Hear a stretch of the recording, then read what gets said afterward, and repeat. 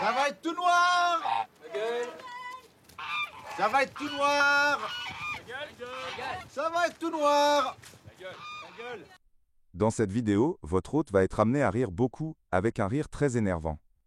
Afin de ne pas zapper la vidéo au bout de 30 secondes, mes rires seront parfois mis sous silence. Croyez-moi, c'est dans l'intérêt de tous. Les branches, faut les mettre par-dessus en fait. Les branches, faut les mettre par-dessus en fait. Ceci était un exemple. Je demande pas grand-chose. Ça va être tout noir. La gueule. Il est très bien ce film. Bonjour à tous et soyez les bienvenus sur Nyanko TV. Aujourd'hui on va parler de rare. Laissez-moi vous raconter une petite histoire. Sur le dernier sondage de l'onglet communauté de Nyanko TV, je vous ai laissé le choix du sujet, et vous avez été majoritairement favorable au film réalisé par Alain Chabat. Et comme certains parmi vous le savent, rare est con ce nom, est l'un des quelques films sur lequel j'ai toujours fait un blocage. J'avais fait l'impasse. Cela remonte à la fin des années 2003, je me souviens de ce soir comme si c'était hier. Dans une belle époque sans internet, ou en tout cas pas telle qu'on le connaît aujourd'hui, la bande-annonce du prochain film réalisé par Alain Chabat allait être dévoilée à la télévision en direct. Il me semble que c'était au journal de 20h, je pense que ça a été révélé. Genre Alain Chabat devait peut-être être invité à un journal, là c'est très flou pour le coup. Mais à l'époque, ce genre de sortie de bande-annonce était un événement dans les années 2000. En tout cas, il faut se remettre dans le contexte de l'époque. Alain Chabat, en 2003, c'était le roi du monde. Ou en tout cas, c'était le roi de France. C'était déjà pas si mal. Après le très surprenant et innovant Didier, par exemple. Didier, film qu'on a traité sur la chaîne, vous trouverez la vidéo en suggestion à la fin de cette vidéo-là. Donc pour ceux qui l'ont pas vu, restez jusqu'au bout. C'est donc aujourd'hui que tout le monde a décidé de me faire chier. C'est aujourd'hui. Pour ceux qui n'auraient pas vu. Mais surtout, comme tout le monde le sait, c'était Astérix Mission Cléopâtre et ses 14 millions de spectateurs qui aura eu une conséquence, l'attente autour de son troisième film, suite à ces deux succès autant publics que critiques, qui sera forcément très attendu. De la même façon que le deuxième film d'Artus, après Clic Clic Pan Pan Pan, sera forcément attendu. Ou en tout cas, on sera curieux de voir sa nouvelle approche pour un après, un petit truc en plus qui a cartonné l'année dernière. Un petit truc en plus, un sujet qu'on a également traité sur la chaîne, vous trouverez la vidéo ici pour ceux qui ne l'auraient pas vu. Alain Chabat, tout le monde le connaissait. Mais Alain Chabat réalisateur, c'était à suivre, c'était nouveau. C'est pour ça que la sortie de cette bande-annonce était en fait un mini-événement en soi. Et à l'époque, on découvrait l'univers du film, son histoire, à travers la bande-annonce. Il n'y avait pas d'infos ou de fuites des tournages ou de tweets, si ce n'est dans les magazines ciné de l'époque. En tout cas, c'était beaucoup moins facile de se les procurer. Comme le magazine Première, qui était notre source d'informations pour les passionnés de cinéma qu'on était à l'époque, c'était le meilleur des magazines. Vous me direz d'ailleurs pour vous si c'était votre cas en commentaire. Cependant, cette sortie de bande-annonce et la découverte de rare ne s'est pas passée comme prévu. Et étant donné le maigre succès du film, j'ai pas dû être le seul à avoir été cueilli à froid par cette bande-annonce.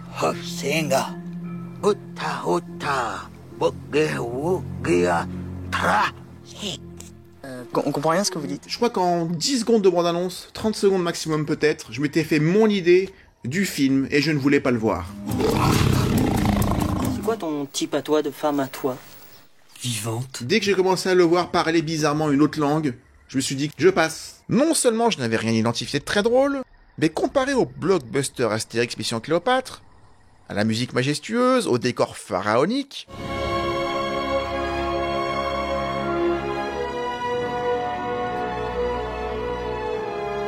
aux couleurs chatoyantes, on s'attend mécaniquement à une marche à gravir de plus.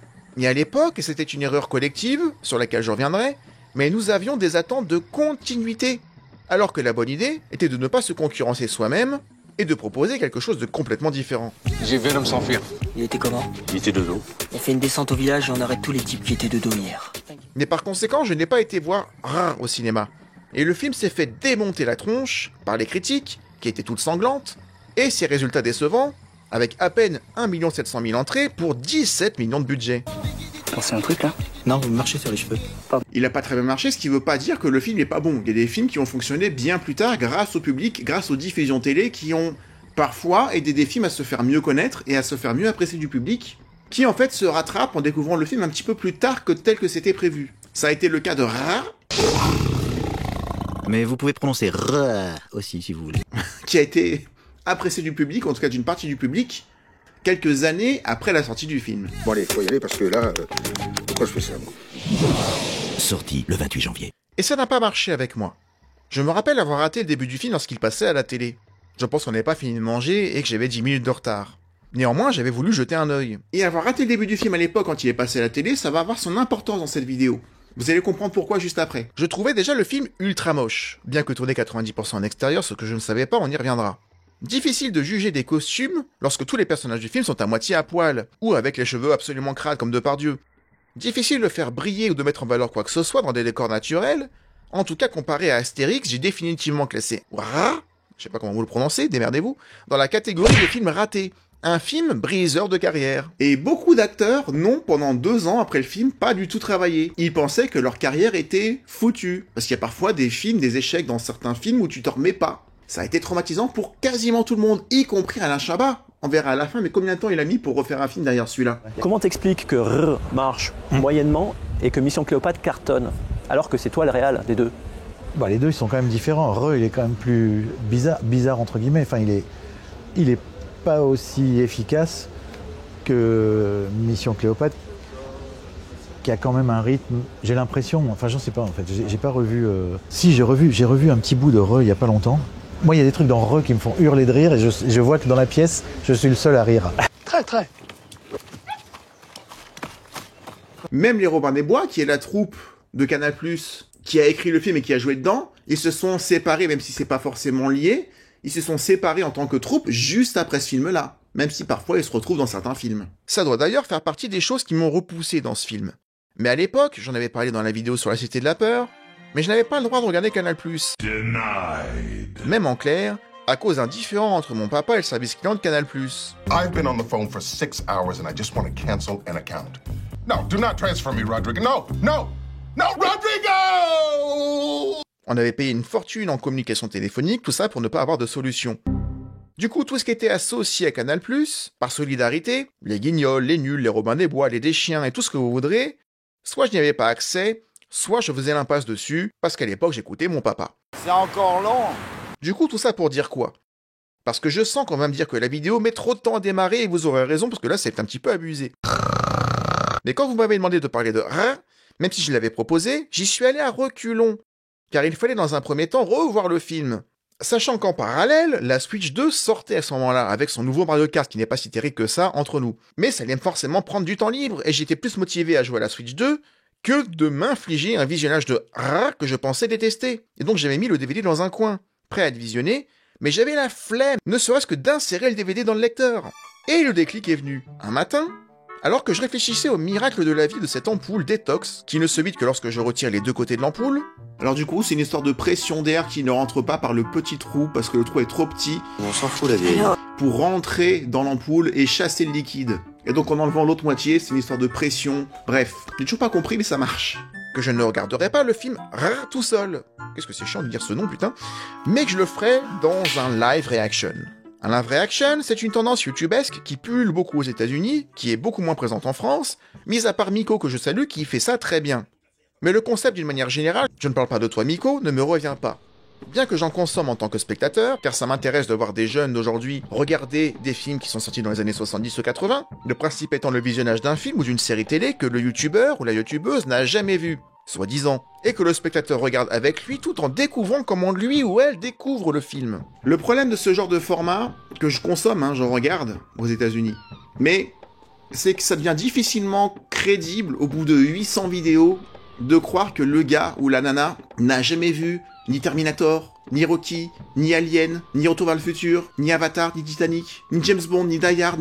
Is that Mr. McClane I hear? Cause someone's about to die. Oh my god! Why is Captain Holt here? Ni Halloween, ni Vendredi 13, ni Superman, ni Batman, ni Indiana Jones, ni Les Dents de la Mer, ni Speed. Je ne respire plus, je m'arrête là, mais vous aurez compris l'idée.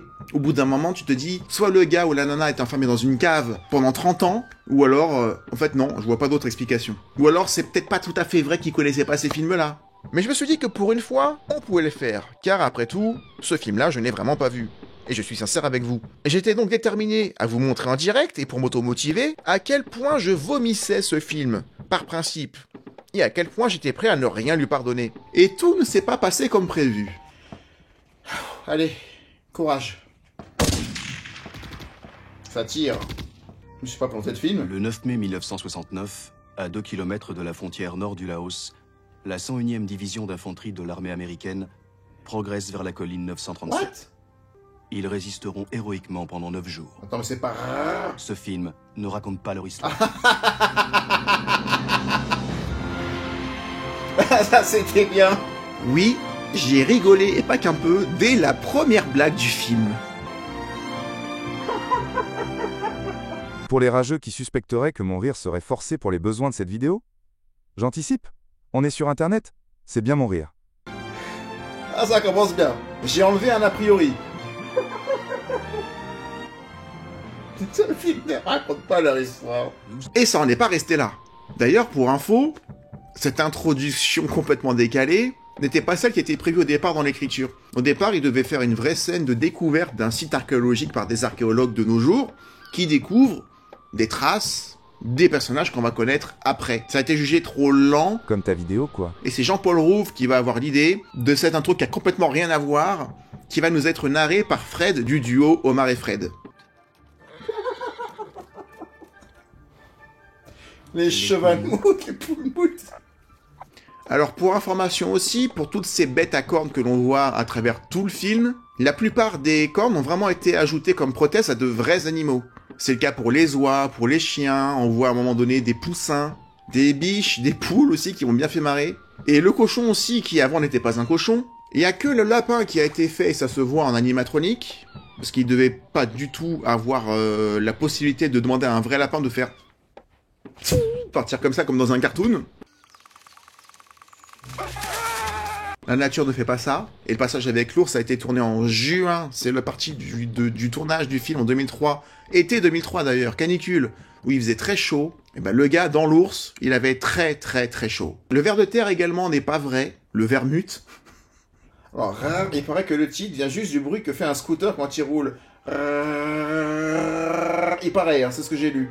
On va faire l'appel. Nous sommes à l'âge de pierre. Pierre? Présent.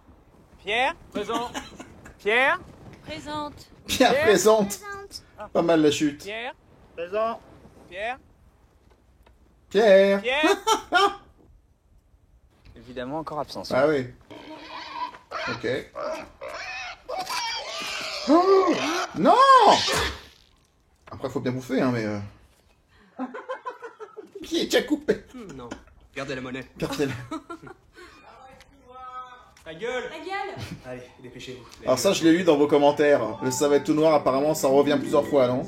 Le film a été tourné dans de vrais décors. 90% du film a été tourné dans des décors extérieurs, ce qui est très courageux. Mais ça va avec l'envie de Chabat de faire Astérix Mission Cléopâtre et également en extérieur. Donc ce que vous avez vu là, ou ce que vous voyez là en direct, je vais vous le mettre, c'est une véritable grotte. Mais au milieu, le pilier que vous voyez n'est pas un vrai pilier. C'est du faux rajouté dans du vrai. Et tout le film va être comme ça au niveau des décors. Tout noir. Ta gueule! Ça va être tout noir. Ta gueule! Ça va être tout noir. Pourquoi ils disent ta gueule? Pourquoi ils disent ta gueule? Bah en fait, vous allez le voir en direct et c'est l'intérêt de cette vidéo, c'est que je vais vite comprendre pourquoi. Regarde la télé. Les enfants, vous n'avez rien de mieux à faire que de regarder la fresque. Allez, on éteint.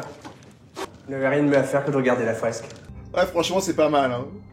Pour l'instant, je retire ce que je n'ai pas dit, mais... J'en avais des souvenirs horribles. Roche Rouge vit une tribu aux cheveux sales. C'est Jean Rochefort? Oh, énorme. Toujours Alain Chabat et le respect des générations. De croiser évidemment. Enfin, de croiser les anciens ou les confirmés et les nouveaux. Je trouve ça bien comme démarche. Depuis des centaines d'années. Mais du coup, je me souviens, mais Chabat, il joue dedans, non? Ou il fait que le réaliser? On va voir. Faire un trou en fait. Ah, c'était un piège.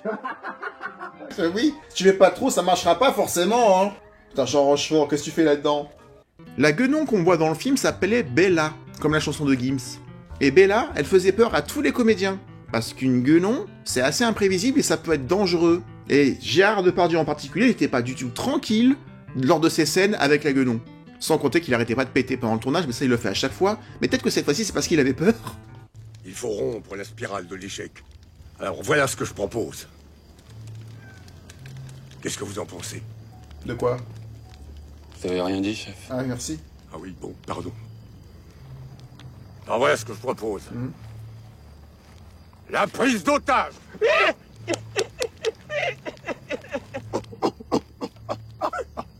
Qu'est-ce que vous en pensez? Ben, alors là par contre... Salut J'ai pas compris. Salut Pierre. Dans mes souvenirs, le film c'était ça tout le temps. C'était que des comme ça. Et du coup je me dis mais je vais pas regarder ça pendant 1h30, je laisse ça à ceux qui aiment bien Eric et Ramsey dans La Tour Montparnasse infernale. Mais comme j'avais dû rater les 10 premières minutes du film, si j'avais commencé par le début, si j'étais pas arrivé en retard, j'aurais peut-être déjà eu à l'époque un avis complètement différent. Allez savoir. Vous connaissez ma femme? Oui. Elle est belle, hein? Oui. Bon, guérissologue, bénissez la chasse. Ah, bah le voilà.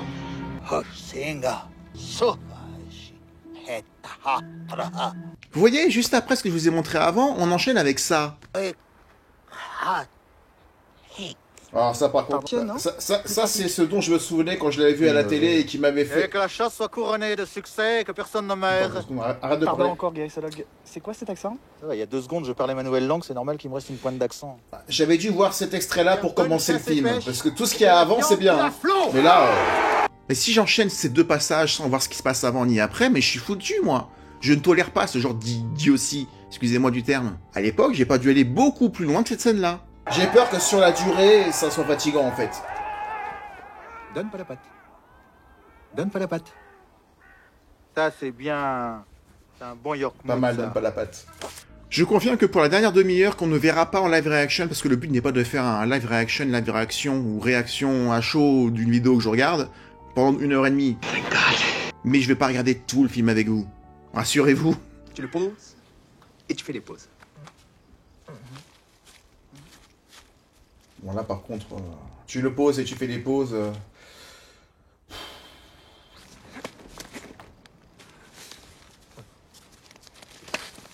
Vous voyez, si j'ai commencé le film avec ça et ce qu'on a vu tout à l'heure, je comprends pourquoi j'ai pas tenu plus d'1 quart d'heure. Mais la dernière demi-heure, pour moi, le soufflet est retombé. J'ai perdu le rythme. C'est comme si j'avais présumé de mes forces et qu'au bout d'un moment, le rythme effréné des gags m'avait eu à l'usure et que j'étais plus dedans.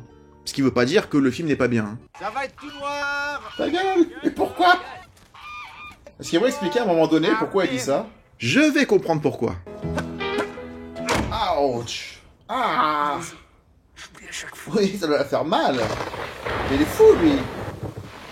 Encore une fois, c'est très illégal. Dès le début, j'ai été cueilli. Parce que le décalage est génial. Oh là. Je me souviens qu'il y a des histoires de meurtre dans ce film. C'est loin, mais je m'en souviens de ça. Oh! Bravo pour le feu. Dans Koh-Lanta, il galère beaucoup plus. Ah. Ça fait plaisir de vous voir. Ok. Apparemment, ce visage flippant d'Alain Chabat, dans la pénombre, dans la lumière, avec son sourire Colgate qui fait flipper, ça a été repris, d'après ce qu'ils ont dit dans les commentaires audio, de la BD Spirou et Fantasia. Fantasio. Bon, ça va bien. Ça fait mal. Mais... En tout cas, ça me fait plaisir de vous voir. Hein. Est-ce que je peux vous offrir quelque chose? Avec le conte de Champignac. Alors, je ne connais que d'images, je ne connais pas, je les ai pas lues. Mais comme il existe tellement de conneries dans les commentaires, allez savoir si c'est vraiment ça, parce qu'à un moment donné, ils disent que c'est Jean-Jacques Hano qui fait l'ours. Enfin, qui joue l'ours. Mais Jean-Jacques Hano, parce qu'il a écrit et réalisé l'ours. Donc faut pas prendre tout ce qu'ils ont dit, c'est les Robin des Bois ou Alain Chabat pour argent comptant. Je vous dis ce qu'ils ont dit. Un petit côté la cité de la peur, là. Prenez un chewing-gum, Emile. Aïe. Au passage, la série de meurtres dans la vidéo, je me suis dit que ça faisait très la cité de la peur, mais ça fait surtout très Souviens-toi l'été dernier, dont le film fait en fait une parodie. On s'en rend compte à la fin du film, lors de l'accident de voiture, où ils sont pas vraiment dans une voiture, et où ils renversent, attention spoiler pour ceux qui n'auraient pas vu le film, où ils renversent le chien d'Alain Chabat. Et donc il s'agit d'une vengeance personnelle. C'est pas une bête, c'est une bête qui l'a tué. Viens voir. Non mais arrêtez de vous disputer, c'est puéril, on dirait des puéricultrices. Tu dirais des puéricultrices. C'est vrai qu'il est complètement con ce nom. Si c'est pas un animal qui l'a tué, c'est peut-être un végétal.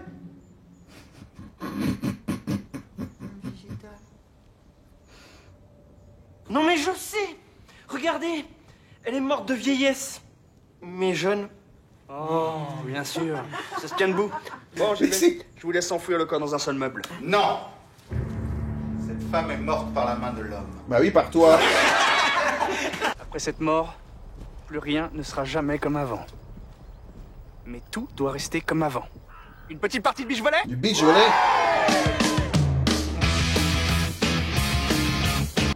Le beach volley, je l'ai percuté au deuxième visionnage, celui avec les commentaires audio, parce que j'ai regardé le film 2 fois. Hein. Et j'ai rigolé quand même en les voyant jouer avec un animal que j'avais pas identifié comme étant une biche. Quand je les ai vus essayer de le regonfler par le... ça m'a fait rire. Ils sont bons, hein. Comment il regonflait le ballon? En fait, ce film, il se regarde plusieurs fois pour essayer de tout percuter, parce qu'il y a trop de choses qui se passent en direct pour que tu puisses tout attraper comme ça au vol. Vous voyez, je suis... Biche neuve. Je suis un... Putain, je peux même pas m'arrêter, ça s'arrête jamais. Je suis pas un public difficile. Je m'appelle Pierre. Vous voyez, je rigole. Quand on dit, mais t'es vachement sévère. Mais non. Je suis sincère.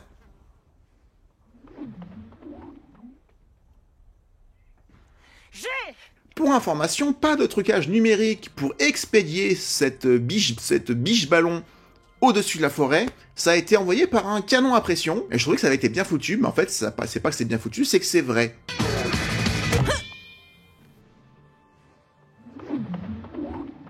J'ai Ah, les dents. Pourquoi toutes les femmes de ce film sont flippantes? Pierre. Ça, je me rappelle. Ça, c'est connu. Pierre. Pierre. Lui, c'est le blond. Pierre.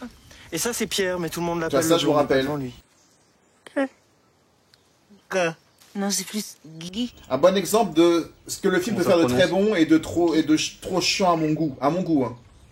Ah, ça, là. Ça, là. Ça, que ce soit chez les tuches ou pareil, tout ce qui est... Dès qu'on parle comme des gogoles, ça m'insupporte. Désolé, je me suis un peu énervé. Non, là, j'arrive pas.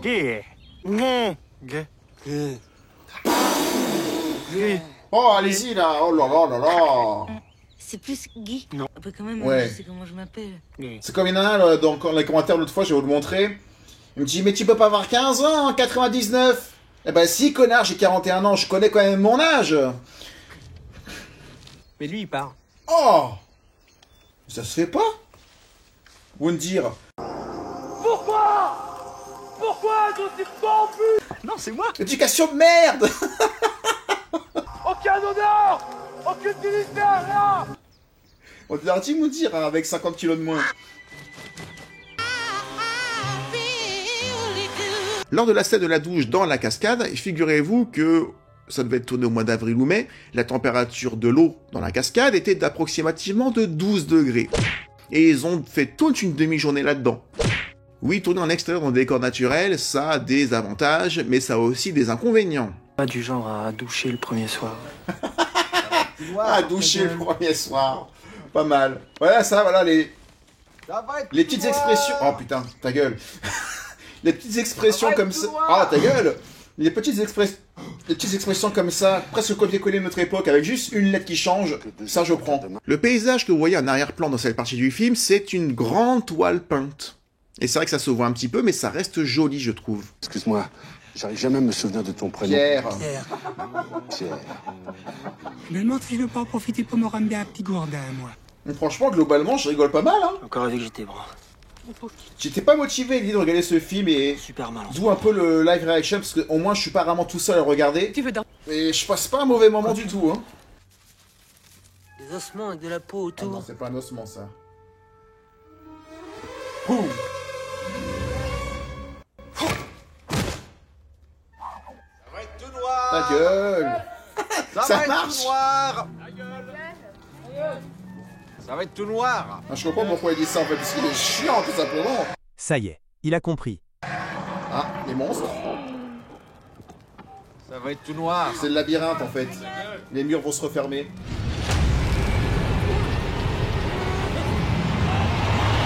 Il y a une chose de sûre, c'est qu'on va tous maigrir un grand coup. Si vous voyez bien au fond cette scène-là, dans les figurants, vous voyez qu'il y en a un, et ça a beaucoup énervé l'équipe quand ils ont regardé le film avec les commentaires audio. Il y en a un qui part avant le go, je pense, qui a été donné. Et du coup, ça casse un peu le truc, parce que c'est la seule scène comique, entre guillemets, où on entend ce monstre sans savoir vraiment ce que c'est avant la fin du film. Normalement, l'effet comique, il tient, on en parlera après, du fait que tout le monde est parfaitement synchronisé. Ils entendent le bruit, ils attendent, et quand c'est fini, ils reprennent là où ils en étaient. Et d'ailleurs, la chute finale, parce que ce monstre, on le voit dans la toute dernière scène du film, bah, tous ces effets, toutes ces scènes où on entend le monstre de loin, ne sont pas là pour rien. À un moment donné, il y a une conclusion à ce mystère-là. Et ça, c'est bien. Qu'est-ce que c'est que ces monstres? Ils en ont rien à foutre, en plus. Ça non plus, je l'avais pas vu au premier visionnage. Je me suis rendu compte, quand il se relève, en fait, dans la deuxième partie de la scène... La deuxième mort est écrimée. Ah bon? Qui? Pierre. Qui? Pierre. Que les genoux de sa femme, en fait, c'est le dossier d'un canapé ou d'un fauteuil qui s'incline électriquement, ou avec un bouton. Mais ça, pareil, tu t'en rends pas compte, entre guillemets, à vitesse réelle. D'où l'intérêt de voir le film au minimum 2 fois. Si je regarde encore une fois, je vais peut-être encore tomber sur des trucs que j'avais pas captés. Vous connaissez ma femme? Oui, chef. Elle est belle, hein? Non, elle est pas belle. Alors? C'est intéressant comme coïncidence, non? Bah si. Bah non. Bah si.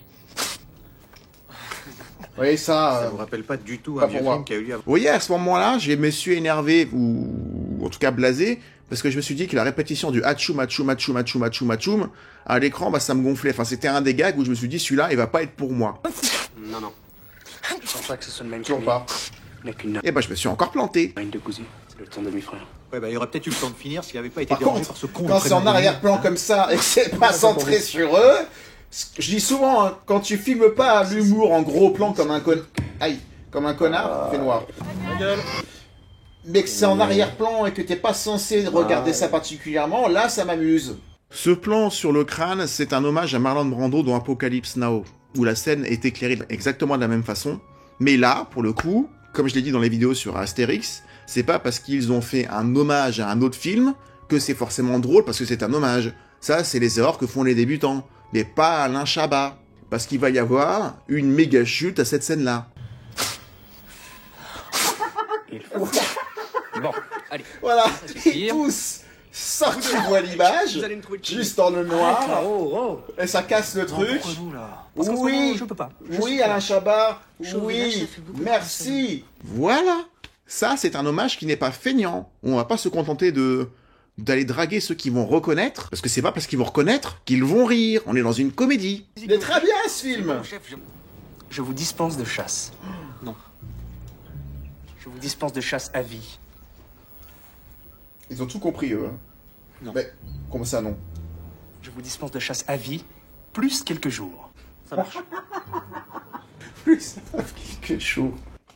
Ça marche aussi ce genre d'absurde dans les raisonnements. Ça, c'est complètement mon style, contrairement à ce qu'on pourrait croire. Alors qu'encore une fois, voir les gens bégayer, voir des gens tomber comme ça à l'écran... Bah c'est... Je l'ai déjà dit plein de fois, mais c'est montrer qu'on veut me faire rire en étant crétin, en étant maladroit. Et du coup, bah ça ne me concerne pas. C'est leur problème. Alors qu'avec leur raisonnement entre eux, qui paraissent pour eux totalement logiques... Excuse-moi, j'arrive jamais à me souvenir de ton prénom. Pierre. Pierre. Là, le décalage, il se fait. Parce qu'ils sont complètement dans leur délire. Mais pour eux, ils ont raison. Il n'y a rien de déconnant. C'est pour nous. Désolé, je ne suis pas du genre à doucher le premier soir. Là, c'est bon. Là, ça me fait rire. Ouais, c'est moi, ça va, j'avoue. Pourquoi tu les as tous crimés? Pourquoi? Bah, ils ont trouvé. Ou alors c'est pas vrai. Réponds. Voilà. Ça c'est bien. Quand vous l'arrêtez, faites comme ça, c'est bien. Voilà. Pour le... C'est bon là, ça va. Mais... Arrête. Attention. On montre pas du doigt, c'est pas poli. Tu peux dire à ton truc de ster, là. Ton truc? Passé une journée merveilleuse. Ça, tu veux plus le dire, ça. Bon. Il était comment?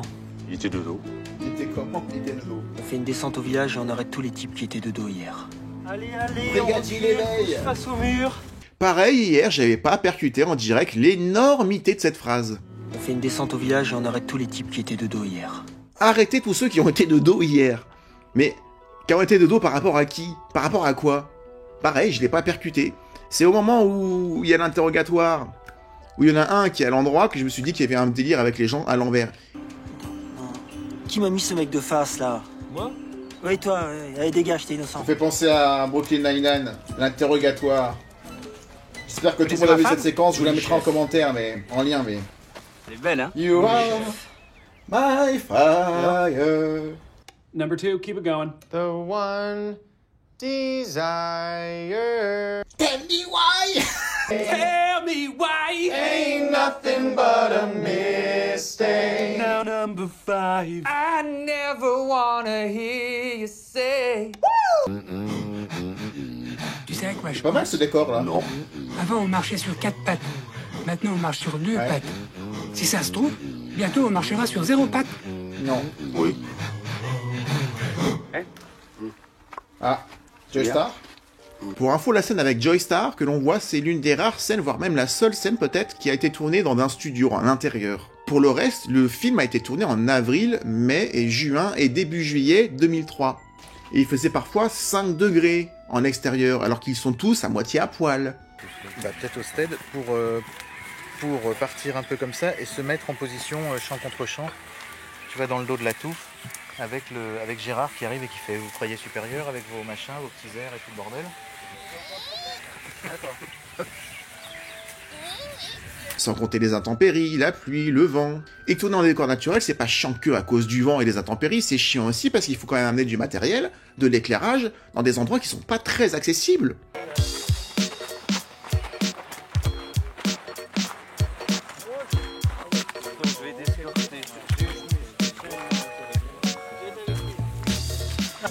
Ou tu peux pas y aller en voiture, sinon tu vois les traces de roues, donc tu te trimbales des caméras, des rails, des projecteurs à pied pour arriver aux endroits qu'ils avaient repérés quelques mois avant. C'était chiant. Et même si les décors ont l'air naturels, même si pour moi ça fait moche, c'est parce qu'ils ont ajouté à chaque fois un côté végétal plus touffu, plus sauvage, rajouté à de vraies plantes. Il y a beaucoup de mélange de vrai et de faux dans ce film-là. Donc même si t'as l'impression qu'ils ont juste posé leur caméra dans des endroits qui existent, bah c'est pas si simple que ça. Bonjour. Dominique Farrugia, forcément, c'est un film d'Alain Chabat. Non. Y aura-t-il Chantal Lobby? Alors Chantal Lobby, elle avait parfaitement été invitée à tourner dans le film comme d'habitude, hein, comme à chaque fois dans un film d'Alain Chabat, mais elle tournait son propre film, elle était réalisatrice à l'époque, et elle était dans les finitions de son propre film, donc elle n'était pas dispo. Voilà pourquoi Chantal Lobby n'était pas là dans... On vous l'a rattrapé ou quoi? On dirait la poursuite de la princesse Leia dans la série ignoble Obi-Wan Kenobi, là. La scène de poursuite la plus ridicule de l'histoire.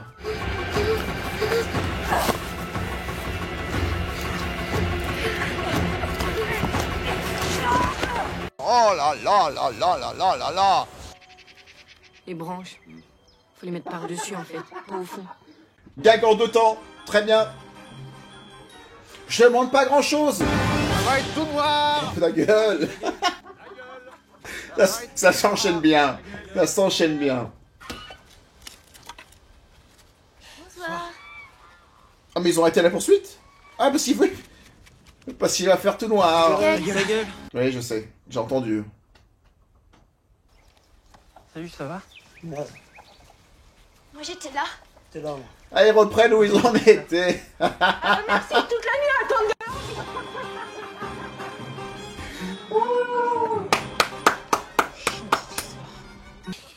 Passe-lui les pinces. Fumier. Passe-lui les pinces. Anachronisme, j'adore. Pareil, je n'avais pas percuté que le homard avait des petites cornes lui aussi. On appelle ça des défenses. Ou des défenses, ou ce que vous voulez. On ne sait pas faire chier les puristes derrière de la langue française. Des défenses, oui, des défenses. Mais j'étais tellement amusé par le fait que les menottes soient les pinces d'un homard, que j'y avais pas percuté qu'il y avait un double gag. Pareil, encore une fois, de la double vision du film. Pour fêter ça, je propose que nous allions tous fêter ça. Alors tous à l'hippopotamoute. L'hippopotamoute. Le resto, du coup, j'imagine. Oh. Ça, c'est de l'hippo. C'est gentil, mais c'est pas moi. Oh. Pour information, cet hippopotame géant que vous voyez à l'écran, forcément c'est un faux, mais il a été fait en latex, et ils ont mis 6 mois à le concevoir. Sauf qu'ils n'avaient pas prévu que quand ils tourneraient cette scène-là en juin, il ferait chaud, et que du coup le soleil sur le latex, ça chauffe. et le latex était brûlant. Alors qu'il doit mettre les mains dessus, le bouge dessus pour le bouffer, c'était pas très agréable. L'hippopotame. Oui, je viens juste de percuter. Putain, mais je mets du temps, hein, je suis lent. 17 minutes plus tard. Ah. Dites-moi, vous savez que c'est moi qui étais témoin sur un tas d'écrits. Pas très agréable, comme tout ce qu'il y avait à l'intérieur, la pseudo-viande qui en fait était de la gélatine aromatisée à la fraise, qui était pareil dégueulasse. C'était pas du tout agréable de bouffer ces trucs. L'œil, ah. Encore une épreuve de Koh-Lanta, ça. Ça glisse. Et on va arrêter là le live reaction, du coup je garde la fin du film et son visionnage pour moi. Mais avant de vous donner un avis final, mais je pense que vous aurez une bonne idée, je vais vous donner 2-3 dernières anecdotes sur le tournage du film que j'ai trouvé. À un moment du film, nous avons une course-poursuite assez complexe qui n'a demandé pourtant aucun trucage numérique. Durant la poursuite, un personnage dépasse l'autre plusieurs fois, en courant, mais bien qu'il le dépasse, il se retrouve systématiquement le plan d'après à l'arrière, après avoir pourtant dépassé la caméra par l'avant, ou par la gauche pour que vous me compreniez bien.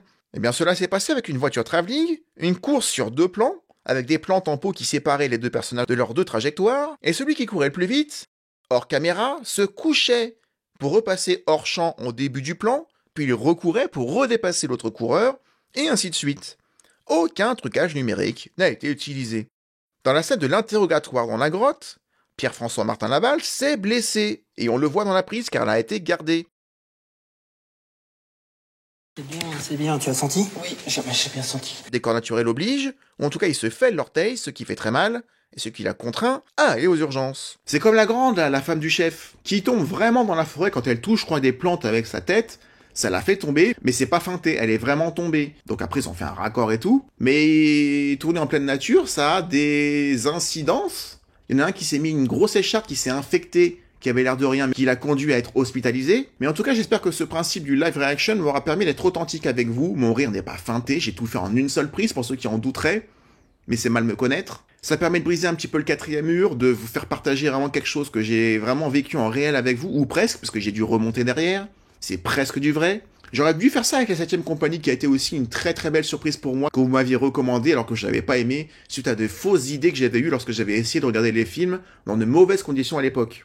Et là du coup je vous ai pris à témoin, j'ai passé un très bon moment. Il y a plein de gags fil rouge, le ta gueule devient légitime à l'usure parce que c'est saoulant mais dans le bon sens du terme. Et du coup le public participe. J'imagine que la salle, même s'il paraît qu'elle a été très calme et qu'elle n'a jamais ri, ce qui a profondément malaisé l'équipe du film qui était là, mais j'imagine que certains ont dû aussi dire ta gueule à un moment donné parce qu'ils en avaient aussi marre. Sinon, des myriades de pellicules sur la chevelure de Catherine Deneuve. Et le gag il est là, parce qu'on se sent concerné. Le coup du piège, où au début il y a que le couvercle, puis après il y a que le trou, puis après il y a le couvercle au fond du trou, puis finalement à la fin, le piège va s'avérer utile scénaristiquement. Le fameux fusil de Tchekhov. Tout comme le cri de dinosaure qui fait penser un peu à l'ambiance du labyrinthe, avec les griffeurs, pour ceux qui connaissent. Ça aussi ça va être utilisé au-delà du gag, puisque ce sera la chute de l'histoire, le dernier plan du film. Le gag autour de l'âge de pierre et de tous les prénoms, qui sont tous les mêmes ou presque, ça marche aussi sous toutes ses formes, en fil rouge, durant toute l'intégralité du film. À chaque fois, avec le coup de pierre, dans une forme ou dans une autre, j'ai ri. À chaque fois. Et ils y vont, hein, ils le saupoudrent bien, le gag de pierre. Pierre? Évidemment encore absent celui-là. Bref, c'est bien écrit. Les gags sont certes inégaux, je vous l'ai montré, et c'est inhérent à ce genre de film quoi qu'il arrive, dans tous les cas. On ne rira peut-être pas aux mêmes blagues, un peu comme les Charlots, et après tout, il en faut pour tout le monde. En moins visuel, en plus subtil que ce qu'on pourrait voir avec les Charlots qui étaient bien bourrins dans leur genre. Mais l'effet reste le même entre les deux ou d'autres, hein. C'est que, à force, c'est fatigant. C'est fatigant d'avoir un gag toutes les 10 secondes. Parce qu'en fait, c'est comme, encore une fois, un marathon au bout d'un moment. Tu vas peut-être pas au bout parce que tu t'essouffles trop vite, parce que t'as peut-être trop donné depuis le début de la course. Il était comment? Il était de dos. On fait une descente au village et on arrête tous les types qui étaient de dos hier. Mais j'avais quand même envie de lui donner un 2/20 avant de le regarder. J'étais prêt à démonter, parce qu'il y en a parmi vous qui adorent me voir démonter des films, même si je le fais pas souvent. Sur 270 vidéos, je sais pas combien j'en ai fait, il y en a peut-être 10 que j'ai pas du tout aimé. Mais cette fois-ci, du coup, je ne donnerai pas un 2/20. D'ailleurs, j'ai jamais donné un 2/20 à un film, je ne crois pas. Et là, je lui donnerais facilement un chaud comme ça, un bon 13-14/20 quand même. Une belle surprise, encore une fois. Merci de l'avoir choisi dans la page communauté de la chaîne que je vous invite à rejoindre. Pour vous abonner, c'est gratuit, c'est par ici, pour ne pas rater les prochaines vidéos. Alors certes, le film n'avait pas été écrit par Alain Chabat au départ, mais par les Robin des Bois. mais il y a participé lorsqu'il a été en charge de la réalisation et de la production. Et ça reste d'ailleurs un humour qu'on peut voir souvent dans son Astérix d'ailleurs. Les Robins des Bois, elles y sont dans Mission Cléopâtre pour rappel. Et bien que Chabat a été parachuté dans ce film, un peu en catastrophe pour le produire, via sa société de production chez Wham, car c'était Dominique Farrugia qui devait produire le film au départ. Mais finalement, il sera nommé directeur général délégué au programme de Canal+, et laissera sa place à Alain Chabat, qui ne va pas se contenter que de le produire, mais aussi de le réaliser, mais aussi s'écrire un rôle pour jouer dedans. C'est pour ça qu'après un tel niveau d'implication, au final, que ce soit à l'écriture, que ce soit à la production, à la réalisation, ou même en tant que comédien, on peut dire que, j'arrive plus à le faire, que le film n'est pas un film vraiment d'Alain Chabat, en tout cas c'est pas son bébé, mais quand même si, c'est beaucoup impliqué dedans. Ce n'est pas qu'un long métrage écrit par les Robins des Bois, qui aurait très bien pu tomber dans le piège de faire un film à sketch, parce que c'est pas facile de sortir du format de 5 minutes à un film d'1h30. Mais ce film dénote dans sa filmographie, en tout cas pour certains, car il a été très mal vendu à l'époque. Mal mis en avant dans une bande-annonce qui ne peut pas faire ressortir ce genre d'humour en quelques secondes. Cet humour à répétition absurde qui demande du temps, parce qu'il faut être dedans, dans l'ambiance. Et une bande-annonce ne peut pas faire ça dans ce genre de film. Il va mettre du temps lui aussi à se remettre de cet échec, en tout cas pour se relancer dans le projet d'un film à construire de A à Z. Parce que ça reste aussi un très bon acteur, qui a fait beaucoup de films en tant que simple comédien, y compris après il s'est jamais arrêté de tourner. La preuve, entre son 3e film, ça y est, j'y arrive plus, un échec commercial, rattrapé depuis par l'amour du public, même si le film a tendance à diviser parmi vous, parce qu'il y en a beaucoup parmi vous qui ne l'aimaient pas, est-ce que comme moi vous lui laisserez une seconde chance, vous me direz en commentaire. Mais en tout cas, il va mettre 8 ans à se lancer dans un autre projet de réalisation, ce qui ne va pas l'empêcher de tourner bien évidemment. On en parlera de Prête-moi ta main, qui est un bon exemple de comment il a bien rebondi en 2006 après cet échec-là, avec Charlotte Gainsbourg. Si un jour vous sélectionnez de choisir ce film dans les sondages, parce que vous ne le sélectionnez jamais, mais entre le rare et la piste du marsupilami, il y a un trou énorme. Je te rappelle. Hé, Mathéo, vous voulez voir quelque chose? Non seulement en termes de qualité, mais en termes de durée. 8 ans, c'est énorme pour se relancer dans un film. Et autant le rare, je suis content de l'avoir remonté dans mon estime, en tout cas de l'avoir regardé en entier, et d'avoir une bonne découverte, autant la piste du marsupilami, j'ai été le voir au cinéma. Bon, je me souviens pas de grand chose, mis à part la tête de Jamel qui sort du sable et il s'est pissé dessus par le marsupilami, je crois. Vous avez rendez-vous avec Pablito Camarón, votre guide. Et c'est lequel, celui de gauche ou de droite? Je me dirige vers le redouté territoire des Payas. Mon guide, chétif, mal nourri, probablement illettré. Je vous entends cette distance. C'est tout ce dont je me souviens tellement j'étais consterné de cette séance de cinéma. Donc est-ce que je vais parler de celui-là quand je l'ai détesté? Je sais pas, c'est peut-être vous qui déciderez. Je suis pas parti pour en tout cas. Je dis pas que tout ce que touche Alain Chabat se transforme en or. Vous avez toujours cette légende là du Persilami? Marsupilami, dites-le bien sinon ça va m'énerver. Il existe, je l'ai vu. Oh, mytho. La piste du marsupilami en est un bon exemple, mais en tout cas, n'est pas la purge que je m'étais imaginé depuis toujours. Que la prophétie commence. Dans quoi vous nous avez fourré? On fait quoi pour le marsupilami? Attrapez-le! Je déglingo! Et c'est tout ce que j'ai envie de dire sur bien. En tout cas, merci d'avoir regardé la vidéo jusqu'au bout. J'espère qu'elle vous aura plu avec ce nouveau style de format. J'essaie toujours d'innover, de proposer des expériences un petit peu différentes pour pas vous lasser et vous perdre. Si ça vous a plu, n'hésitez pas à le dire en commentaire, mettre un like pour dire à YouTube que vous avez apprécié la vidéo. Et pour les commentaires, si vous savez pas quoi dire, vous pouvez toujours dire ceci par exemple. Par la force du dragon! Arrêtez de piquer ce qu'il faut! Et ça ira très bien. On se retrouve une prochaine fois pour une autre vidéo, un nouveau sujet. Et d'ici là, comme je dis à chaque fois, prenez soin de vous. Ciao.